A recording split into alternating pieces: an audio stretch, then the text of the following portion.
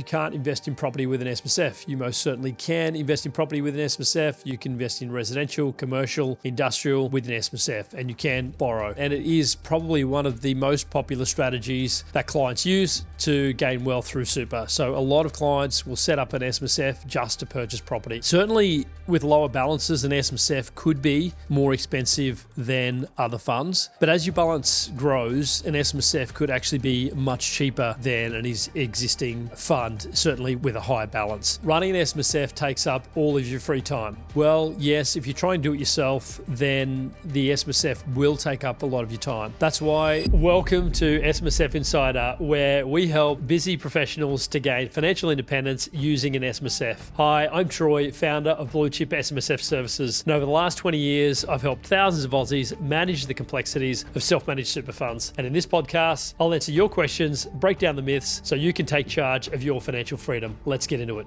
Hey guys, just a quick disclaimer and just a reminder that this is not personal advice. So make sure you speak with a licensed advisor before making any investment decision. Hey guys, welcome to this edition of SMSF Insider, where we'll be busting the most common myths about having an SMSF. Myth number one is SMSFs are automatically more expensive than other funds. Certainly with lower balances, an SMSF could be more expensive than other funds.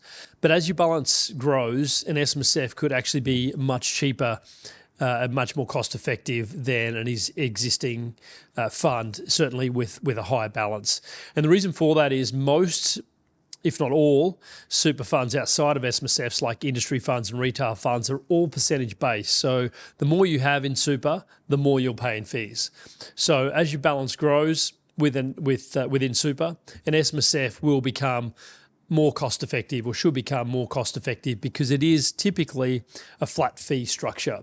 So it doesn't matter whether you've got 200,000 or 2 million in super, or 3 million in super, your fees should technically be a flat fee model, as opposed to a percentage-based fee structure that you'll see with an industry fund or a retail fund. So myth number one is busted, that SMSFs are not automatically more expensive than industry and retail funds. The reason I say 200,000 is the ATO does have a guideline of 200,000 for an SMSF. And that is because after some research, they have decided that it does become a little bit more cost effective, or that's where the crossover point should be between an industry or retail fund and an SMSF, is around 200,000. And that is the guideline that has been set out by the ATO. Now, that doesn't mean that because you have 200,000, you should automatically go and set up an SMSF. It just means that it does become a bit more viable once you have over 200,000 within super. And that can be between one member, two members, all the way up to 6 members. So you can have up to 6 members in an SMSF, but as long as collectively between all of those members, the fund balance adds up to 200,000 or more, then certainly an SMSF should become more cost effective. So myth number one, busted. Myth number two, setting up an SMSF is too complicated. Well, yes, it can be very complicated if you try and do it yourself. But if you engage a specialist, you should have a good experience, and it should be very much a smooth process. But certainly there's been many a case where clients have tried to do it themselves, and it has been very complicated. So myth number two, busted as well. You can set up, it can be complicated, engage a professional or engage a specialist in this space, and it won't be a complicated process. Myth number three is you need to be a financial expert to manage an SMSF. Well, if you engage somebody else to help you, if you're getting financial advice or you've got an SMSF specialist to help you, then managing an you don't need to be a financial expert to manage your SMSF. So no, you don't need to be a financial expert, but by listening to podcasts like this one, or gaining some insight knowledge and getting some education around an SMSF, you don't need to be a financial expert. You just need to do the basics, understand the ins and outs, and have someone hold your hand through the process. So myth number three, also busted. Myth number four, SMSFs are too risky. Well, they are if you put it all into one single asset class like Dogecoin or any other single asset class. So it all depends where you're investing your money. If you have diversification and you're getting some guidelines or you get some guidance around your diversification, certainly you can de-risk your portfolio. So myth number 4, busted. Also, SMSFs are too risky. They can be, but mostly, for the most part, if you're getting some diversification, you're getting some advice around diversification, then certainly your SMSF shouldn't be too risky. Myth number 5, SMSFs have too many hidden fees. Well, they shouldn't have too many fees. With an SMSF, you should have maximum 1 or maybe 2 fees, one for your independent audit and one for the accounting. At Blue Chip SMSF Services, we have 1 fee, and that includes everything, your audit, your independent audit, and your accounting. So any fees outside of that, certainly there shouldn't be any fees apart from those are the 2 main ones. Anything outside of that, there shouldn't be any other hidden fees or any other fees attached to your SMSF. So myth number 5, busted. And if you do have any other fees in there, certainly you should be making notes of those and questioning where those fees, who's charging those fees, and get in touch with whoever's charging them. But certainly, myth number 5 should be busted. There shouldn't be any hidden fees apart from 1, maximum 2. Just quickly, guys, if you're a busy professional, fed up with traditional super funds and overwhelmed by the setup of your SMSF, we can help. Book in a call with my team using the link in the show notes, and let's build your future on your terms. Now, back to the episode. Myth number 6. You can't borrow to invest with an SMSF. Well, yes, you can. You can borrow using what's called a limited recourse borrowing arrangement. And that is typically for people or trustees and members that want to invest in property. They can have a loan or limited recourse borrowing arrangement within their SMSF and purchase assets like property. So myth number 6, busted. Yes, you most definitely can borrow with your SMSF. Myth number 7, once an SMSF is set up, you don't need to do anything. Well, you kind of do.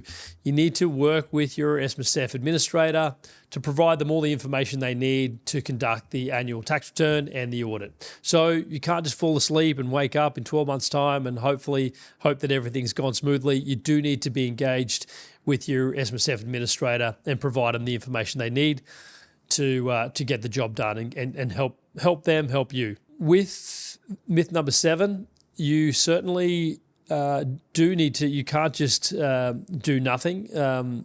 You don't need to do any. You do need to do more than nothing. With an industry fund, though, certainly you can fall asleep at the wheel with an industry fund.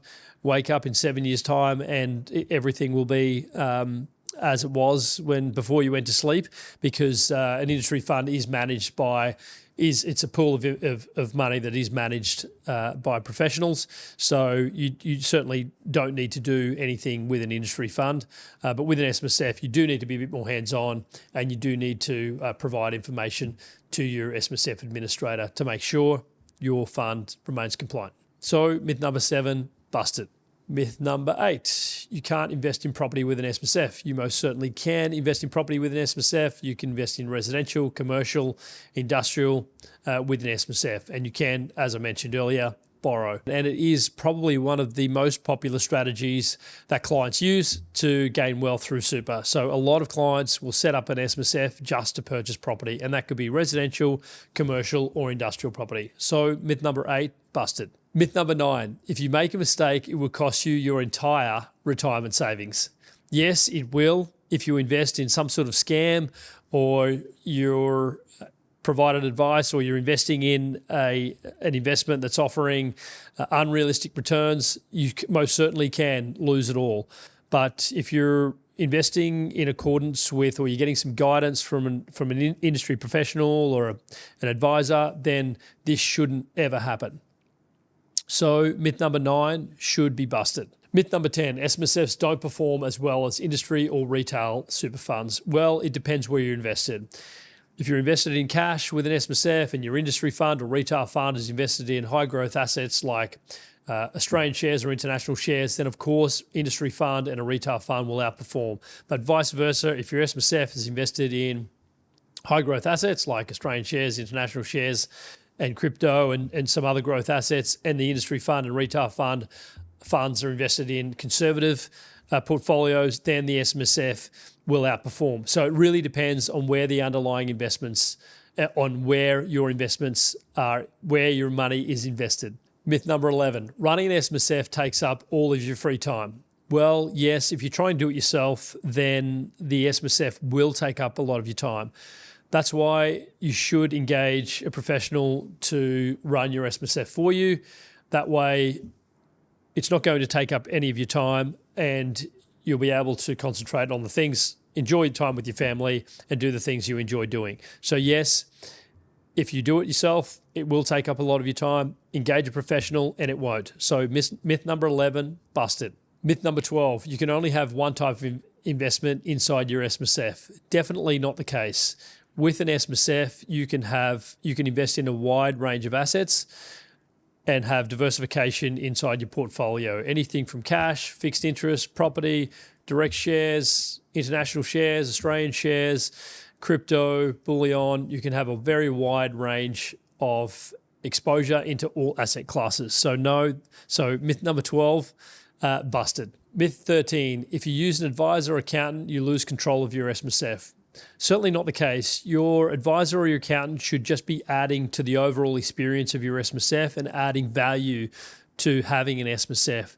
You shouldn't really be losing control. At the end of the day, it is a self-managed super fund, so you do have control over your investments and how you want your money invested. So myth number 13, busted. Myth number 14, SMSFs are only for the wealthy. Certainly not the case. Although wealthy clients do have SMSF, most of them, if you have a certain amount in super, ATO does have some guidelines around how much you should have to have an SMSF, and that is purely from a fee perspective. It does become more cost effective, or the crossover point is around certain thresholds, which the ATO provide guidance on, but certainly not the case. You don't need to be wealthy to have an SMSF. Myth number 14, busted. Guys, that's a wrap. Thanks for listening and tuning in to SMSF Insider. If you have some myths that you'd like to know about, please drop them in the comments below and we'll be sure to come back to you.